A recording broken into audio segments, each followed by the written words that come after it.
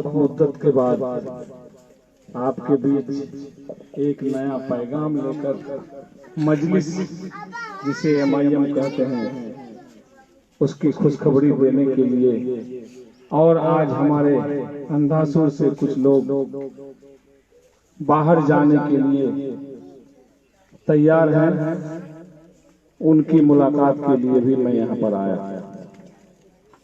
जितने लोग बाहर जाना चाहते हैं वो तमाम लोगों से हम गुजारिश करते हैं कि अपने इलाके से जहां पर आप रहेंगे वहां पर अपने आप को बहुत हिफाजत से रहने की आप लोगों को जरूरत है। देश का हालत बस से बदतर हो चुका है, हमारा कोई देख रेख करने वाला नहीं है। हम पर सारे लोग उंगली उठाने के लिए तैयार है। मेरे दोस्तों, मैं आप लोगों से गुजारिश करता हूं कि आप जहां रहें खुश रहें। हम तमाम लोगों की दुआ आप तमाम नौजवानों के साथ है। यहाँ जब आए हैं तो थोड़ी सी सियासी गुफ्तगू भी हो और मैं आपको बता देना चाहता हूँ इस मंच के माध्यम से कि पिछले कई महीनों से नहीं, जब से ये भाजपा की सरकार आई है उसके बाद फिर हमारे यहाँ इलेक्शन हुआ।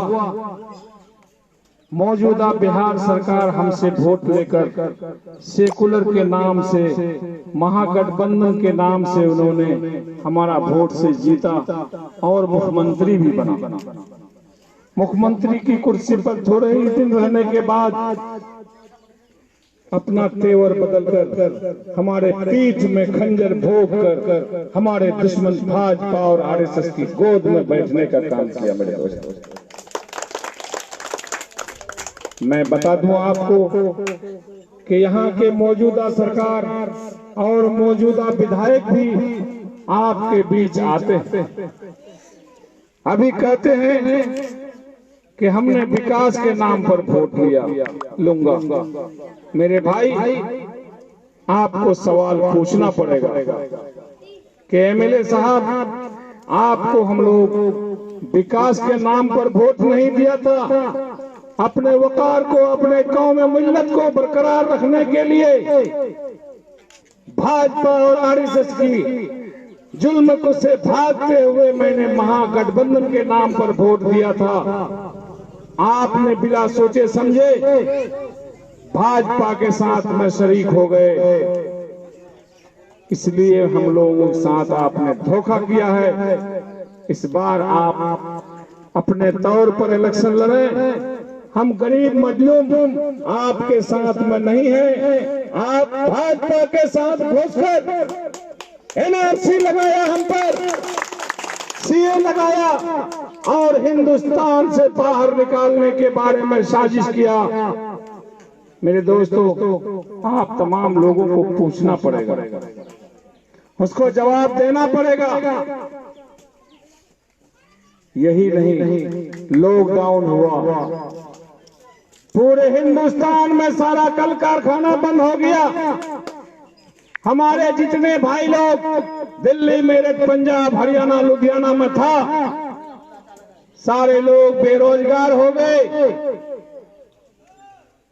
शहरों में खाने पीने के तो जाने दीजिए, बाहर निकालने के लिए भी बहुत दिक्कत हो गया। किसी तरह से कोई आदमी अगर बाहर निकलना चाहा तो पुलिस की लाठियों को खाकर भाग करके अपने रूम में भूखे प्यासे रहने का काम किया। जब सब लोगों को बिहार जाने का टाइम था, उस वक्त बिहार नहीं भेजा। जब कोरोना पूरी तरह से चारों तरफ फैल गया, उसके बाद सभी लोगों को बिहार भेजने का काम किया। लेकिन देखिए, बिहार भेजने के बाद भी हमारे साथ में कितना गद्दारी किया कि किशनगंज जैसे रेलवे स्टेशन में रेल को रोकने के लिए पाबंदी लगा दिया। जितने लोग बाहर से आए सब लोगों को पटना, भागलपुर और कटिहार उतारने का काम किया। मेरे दोस्तों, आप तमाम लोगों को सोचना पड़ेगा कि कटिहार से हमारे बच्चे कैसे आए। एक रात का वाकया है, 11:15 बज रहा था, 4 ट्रेनें स्टेशन पर आई हुई थी 7-8 घंटा पहले, लेकिन किसी को कोई सामान खाने पीने का मुहैया नहीं कराया। मुझे 11:15 बजे फोन किया कि हाजी साहब हमरा कटिहार 8 घंटा से बैठे छी स्टेशन, हम साल की खवा पे और कोई साधन नीचे न सरकार को व्यवस्था करो। मैंने उस बच्चों को कहा, काफी लोग थे, हम कहा कि आप लोग स्टेशन से बाहर जाकर कोई बिस्किट वगैरह खरीद लीजिए और पानी पीकर चंद घंटा और गुजारिए, हम लोग देखते। उस बच्चों लोगों का उन लोगों का जवाब क्या आता है, दर्दनाक जवाब आता है कि हाजी साहब 8-9 घंटा से हमारा दच्छी यहाँ बाहर जवाब कोशिश करी तो बाहरों नहीं जवाब। बताइए साहब, 4 ट्रेन का आदमी कटिहार स्टेशन में जो रखा, तो जिस तरह से मुर्गी का पैकार लोग मुर्गी क्या बोलते हैं उसको टप्पा में घुसा करके ले आता, उससे ज्यादा कटिहार में 12 घंटा 11 घंटा तक लोग हमारे लोग वहां पर चिल्ला करके रहे, और कई आदमी बेहोश भी हो गया। वहां से जब घर आया तो क्वारंटाइन सेंटर में भेजा गया। क्वारंटाइन सेंटर का ये हाल था, वहां के लोग ये महसूस कर रहे थे।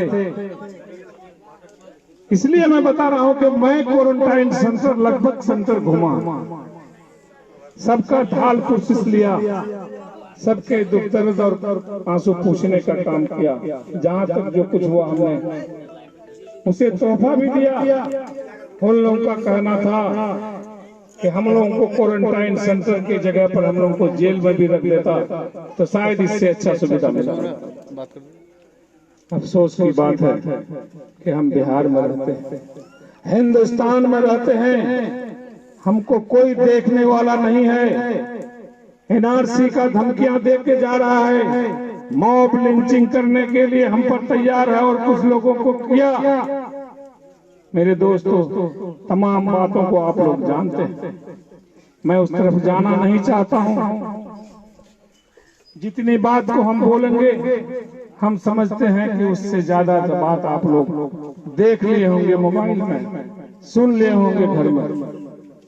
मैं आप तमाम लोगों को ये खुशखबरी देना चाहता था कि बैरिस्टर असदुद्दीन साहब जनाब सदर अख्तरुल इमान साहब को कहा कि कोचा धामन का कैंडिडेट कौन होगा, और बाकी उन 50 जगह जो और लड़ना चाहते हैं उसका कैंडिडेट का फैसला हम लोग बाद में करेंगे। दोनों में गुफ्तगू हुई। यहाँ के लोगों से ज्यादा पल पल का खबर बैरिस्टर असदुद्दीन साहब हैदराबाद में बैठकर हमारे बारे में पता करते आ रहा है। उस दिन से, जिस दिन से अख्तरुल इमान साहब का नॉमिनेशन हुआ था, इलेक्शन लड़े, हार भी गए, उसके बाद फिर हमारा जो चलना का रफ्तार नहीं घटा, सारा पता बैरिस्टर असदुद्दीन साहब को। लेकिन मैं आज तक किसी से नहीं कहा कि मैं इलेक्शन लड़ूंगा। इसलिए नहीं कहा कि सबसे पहले हम अपने आप को तौलते थे। हम देख रहे थे कि हम कितने पानी में हैं। क्या इलाके के लोग मुझे विधायक के रूप में देखना पसंद करेगा? क्या मुझे वोट देगा? मैं अपने आप अपने औकात को पहचान रहा था। क्योंकि इलेक्शन लड़ने का मुझे शौक नहीं है, इलेक्शन लड़के मैं अपना शौक को मिटा दिया हूं। एक बार अब शौक है इलेक्शन जीत कर लोगों का खिदमत करने का। मेरे दोस्तों, ये अलग बात है कि हम बिना इलेक्शन के भी लोगों के साथ में रहे, लोगों के दुख दर्द में रहे, लोगों के कंधे से कंधे मिलाकर चले, लोगों का आंसू पूछने का काम में आया, जिसका नतीजा ये हुआ कि पूरे इलाके के मजलूम, गरीब, अमीर, हिंदू, मुसलमान सबकी